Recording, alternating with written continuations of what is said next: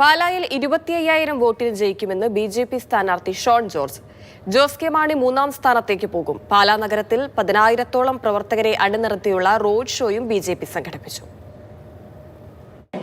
പാലായിൽ പ്രചാരണം കളറാവുകയാണ്. ഏകദേശം 10,000-ഓളം ബി.ജെ.പി പ്രവർത്തകരെ രംഗത്തിറക്കിക്കൊണ്ടുള്ള ബി.ജെ.പിയുടെ റോഡ് ഷോ ആണ് ഇപ്പോൾ കടന്നു പോകുന്നത്. ഷോൺ ജോർജ് കൂടി നമുക്ക് വിചാരിക്കണം, എങ്ങനെയുണ്ട് പൊതുവെ പ്രചാരണം? ഇങ്ങനെ ഇതിൽ കൂടുതൽ എന്താ വേണ്ടേ? പാലാ നിയോജകമണ്ഡലത്തിലെ ബി.ജെ.പിയുടെ ശക്തിയാണ് ഈ കാണുന്നത്.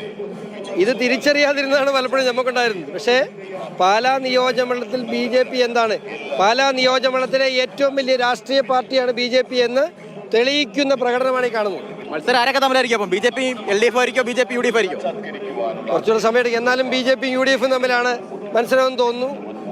കണ്ടിടത്തോളം ബി.ജെ.പി UDF തമ്മിലാണ്. ഒരു മത്സരമൊന്നും വരില്ല, ഒരു വള്ളപ്പാട് അകലെ.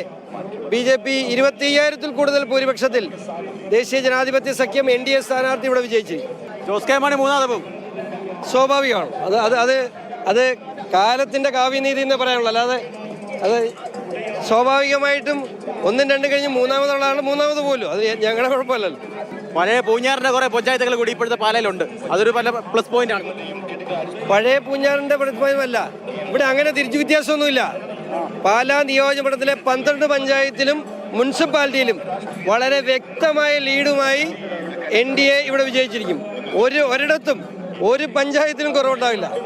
അത് പാലായുടെ ജനങ്ങളോടുള്ള എൻ്റെ വിശ്വാസമാണ്, ബി.ജെ.പിയോടുള്ള എൻ്റെ വിശ്വാസമാണ്. പാലായിലെ ജനങ്ങളുടെ മനസ്സ് എനിക്ക് തൊട്ടറിയാൻ കഴിഞ്ഞിട്ടുണ്ട്.